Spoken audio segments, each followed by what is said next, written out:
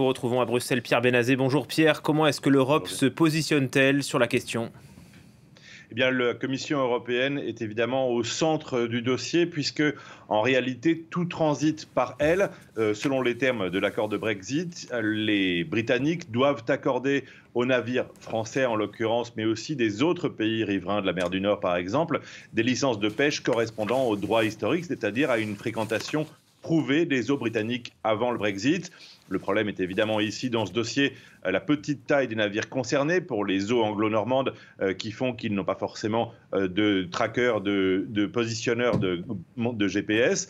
C'est un problème selon la Commission européenne, mais la Commission européenne est censée répercuter à Londres la totalité des demandes de licences qui sont fournies par les pêcheurs et envoyées par Paris. La Commission européenne a un peu l'impression d'agir à contre-courant avec le gouvernement britannique. C'est un peu la même situation que sur le protocole nord-irlandais. On a vu sur ce protocole nord-irlandais que la Commission européenne a fait des propositions la semaine dernière pour garder en place l'accord du Brexit. Le commissaire Maroš Šefčovič, vice-président de la Commission européenne, a été nommé pour gérer les dossiers post-Brexit avec Londres. L'impression générale à la Commission, officieusement, est que Londres ne négocie pas forcément de bonne foi. L'impression que certains ont ici, c'est que le Premier ministre britannique, Boris Johnson, essaye d'entretenir un climat de conflit permanent avec l'Union européenne pour des fins de politique nationale, afin de flatter son électorat et de faire oublier les problèmes économiques liés au Brexit.